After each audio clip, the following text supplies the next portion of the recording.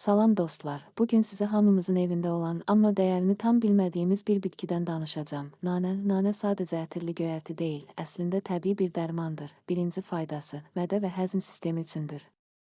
Nanə çayı köpü azaldır, qazı çıxarır, mədəni rahatladır və həzmi sürətləndirir. Yeməkdən sonra içilən bir stəkan nanə çayı mədə ağrısını azalda bilər. İkinci faydası, soyuq dəymə və öskürək üçündür. Nanə nəfəs yollarını açır, boğazı yumşaldır və nəfəs almağı asanlaşdırır.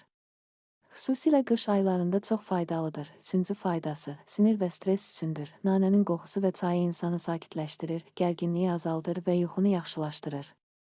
Axşam içilən nanə çayı rahat yuxuya kömək edir. Dördüncü faydası, baş ağrısı və yorğunluq üçündür. Nanə yağı və ya nanə çayı baş ağrısını azalda bilər, bədəni gümrah edir. Beşinci faydası, ağız sağlamlığıdır. Nanə bakteriyaları azaldır, nəfəsi təmizləyir və ağız qoxusunu aradan qaldırır.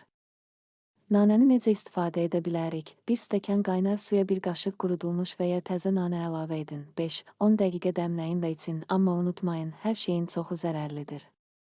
Gün ərzində 2-3 stəkan kifayətdir. Təbiət bizə dərmanı pulsuz verir. Sadəcə istifadə etməyi bilməliyik. Belə faydalı məlumatlar üçün kanalı izləməyi unutmayın.